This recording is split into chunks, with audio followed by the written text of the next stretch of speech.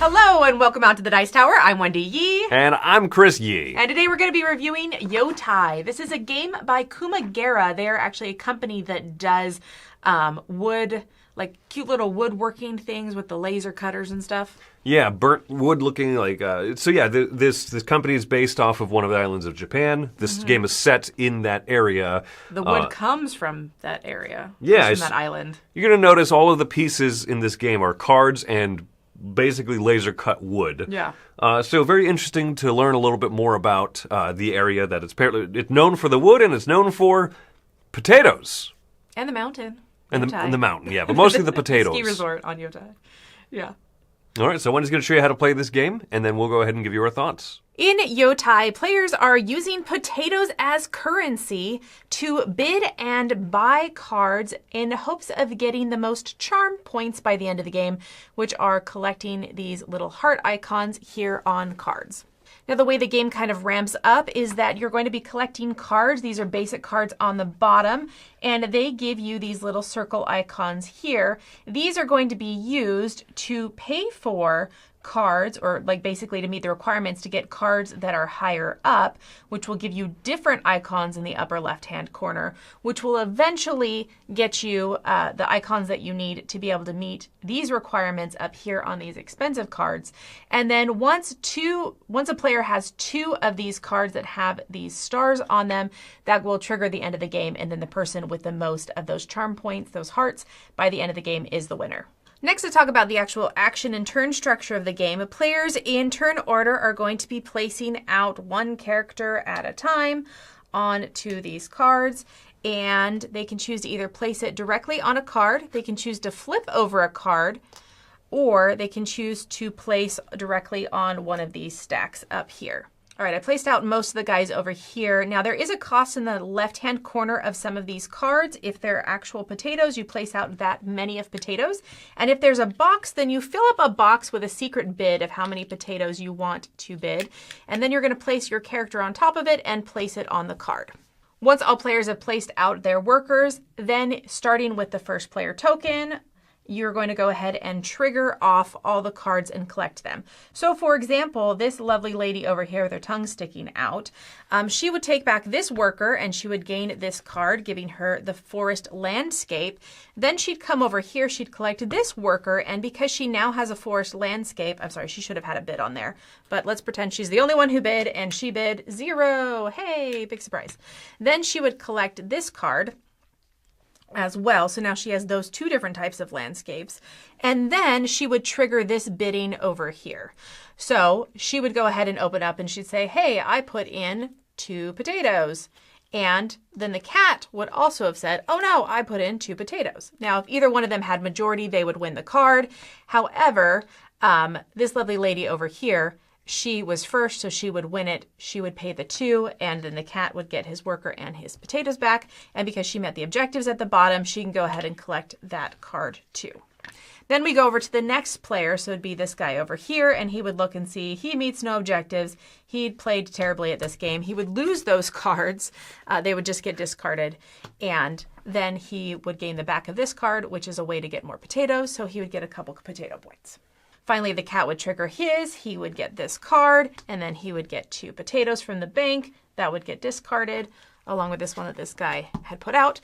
And then you end that round, you would refill everything, and there is like a little end round cleanup kind of thing that you do. And then you'd restart and you just keep playing time after time until, like I mentioned, someone gets 2 of these star cards. Now, some of the cards also have a benefit in the upper right-hand corner. Like I mentioned, some of them have those points for the end game, but some also have these wild cards. You get to choose one of these, and you can play this at any time on your turn, and they let you do things like steal potatoes, gain potatoes, get some landscape types. There's just a variety of things that they do, and so they just kind of mix up the game. The last card that I didn't mention is up here. If you choose to go on the back of this one, you can pay 2 potatoes and it just gives you an insta-heart. So as a quick recap, what you're going to be doing is you're going to be placing out all your workers, and then one player at a time is going to make all of their workers happen. And if a bid happens and everyone involved in that bid is going to participate, and then you move on to the next person, they'll do all of their workers. And you do that until Everyone has collected enough cards to be able to finally earn these really expensive ones, which cost upgraded goods upgraded landscape types. And then the player with the most points wins.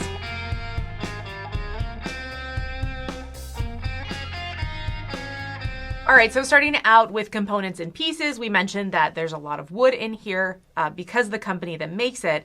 I did find it to be really obnoxious to punch them out, though. Like, I had to take a pen to get those potatoes out because they're teeny tiny. They're really teeny and they're very thick. thick wood, yeah. Yeah, and so you do have to kind of push extra, or sometimes with an accoutrement, like an object or something to get them out. And then they have a little bit of fray on them, so you kind of have to clean them up.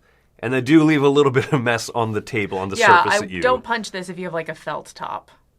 Pick somewhere where you can clean. Yeah. You can sweep it all up, yeah.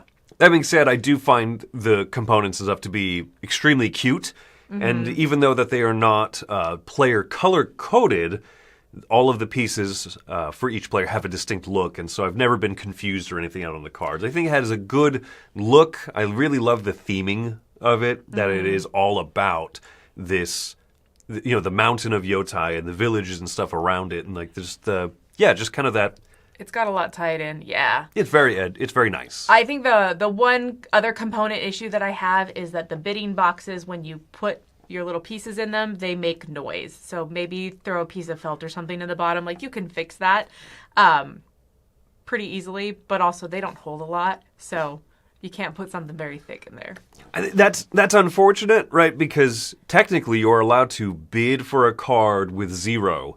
Because if you're the first person there, you break the tie. If you're the only person there, you can win an auction for a card with nothing in there, which I find to be a cute, fun little thing. But yeah, you have to kind of work at it and be like, hey, I'm going to. You know what I did? What I would do is I would just click my nail on the inside. Or I'd close the lid to make it I'd click the lid and then I'd close the lid to make it sound like it was. So I did I've done some things to where I make extra sounds, but I feel like I have to do that, and that it's a weird meta that isn't necessary in this game. Yeah, it is a little, yeah. And when you're putting 6 potatoes in there, there's no hiding that there's a lot of potatoes going in here, So yeah, that's... Yeah. Yeah, that's the little complaint there with the wood. But I do also think it's an interesting trade-off to have something that feels and looks so unique, and obviously a great homage to the area. Yeah, and I think that is very unique to this, and I think that's cool that company stepped into games. And I think for stepping into games, they obviously have played some engine building, some Splendor, that kind of stuff. It does have that kind of feel, especially when it comes to the way that you lay out cards, refill cards, get cards, collect them, use them to build up to other things. Tier 1 cards facilitate getting Tier 2 yes. and would facilitate getting Tier 3. Or if you have a bunch of Tier 1s and sometimes the Tier 3, you can skip some. Mm-hmm. Yeah, no, so it has some obvious similarities to Splendor and that type of stuff.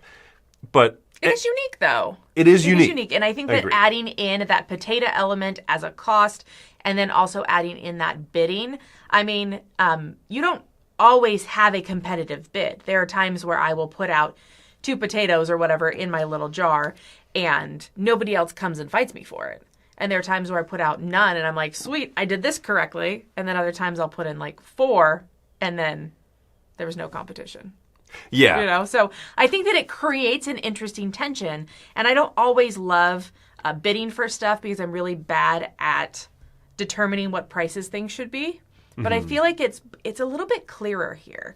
And you definitely want to get on that bid early so that you can break ties. And so it incentivizes where you want to go on the cards. And I think that that's clever. Instead of always wanting to bid last and then, okay, let me see how everything else shakes up. And that also plays into when you place out your 3 people, when it's your turn to resolve them, you can grab this card first, which qualifies you to take this card, which you didn't earlier.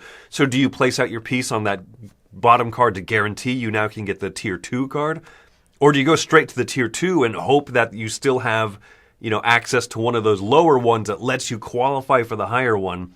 Mm-hmm. So for its few similarities to Splendor, I think it also has more tension in it. Yeah. And for me, more fun therefrom. And more interaction.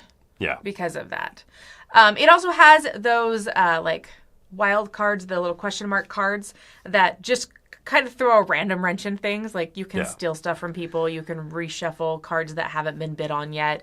Like, there's just a few things here and there. And I feel like the best cards that I always want are ones that give me potatoes, because the potato money is tight in this game. Potatoes tight. Potatoes tight. Yeah. Those are always the ones that I want, but the other ones are still useful, and you can trade them in for potatoes if you aren't going to use them for their ability. So I appreciate that there's just kind of always a way to get potatoes, but it does mix up the game. I think that if you don't like meanness of like, oh, you stole my 2 potatoes, it might bother you, but it's not constant. It's really, there's only 1 or 2 of the steely cards, but it also does feel like slightly out of place of like, 2 potatoes. But it's a very minor part of the game. Yeah.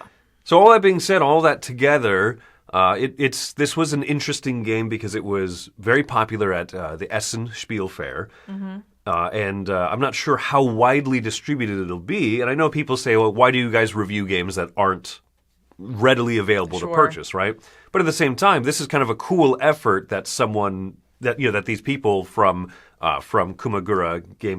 Kumagura put together. Yeah. And it'd be interesting to see this one available more widely. So score-wise, I'm going to give this one a 7. I'm giving this a seal of approval recommendation because I think it's a neat game, and I think it does a couple of things cutesy that I haven't seen in other games of this ilk, but it also doesn't deviate so far that it's too much or anything. I think it's a good, cute game, and I love the homage to their hometown, and I think that's great. Nice. I'm going to also come in at a 7. I think that this is a good game. I enjoyed it. I like the process of moving, kind of getting those bigger, better cards, the growing your landscapes. Playing it a couple different times, I do feel like it has that same pacing kind of throughout the game. And I don't think that's a bad thing. I just think that is something to just be aware of, that it's not going to feel like a totally different game every time you play, even though different cards are coming out. Yeah, I like it. I do wish the wooden components were a little less thick or a little easier to punch out or something. Like, they're just very tiny and a little fiddly. But other than that, like, I think the gameplay is pretty smooth and it's easy to teach, and it's something that, a lot of different people I think will enjoy playing. Yep. So I'd be curious to see if this one maybe picks up wider, or if if you travel out here because it's a very touristy place. That'd be kind of cool to say, pick up a game that represents the area. So there you go. High score of a 7, giving Yotei a seal of approval from us here on the Dice Tower. Thanks for joining us today. I'm Wendy Yi. And I'm Chris Yi. And before we go, we have a few more shout-outs that we like to do for previous year Game Found backers. First off, Josh, Sarah, Jaden Karras, and Elijah Aldrich. Thank you very much. Also, Mateu Labras. Thank you. We appreciate that. And Team Hopkins from Dawn. Go Team Hopkins. Go Team Hopkins! All right, folks. We'll see you next time. Hey everybody, thanks for watching another video from the Dice Tower. Hey, you want to learn more about us, communicate with us? We have a Facebook group, we have a Discord channel, lots of different ways to get involved with the Dice Tower. You can find that in our Linktree link below. So just click that, it will take you, and you can communicate with us on Facebook, join our Facebook groups. There's lots of cool things that you can find and become part of the Dice Tower. Thanks so much for watching. I'm Tom Bassel. Today we're going to be reviewing Yotei. This is a game by Kumagura. This is a Sorry, I burped. Oh.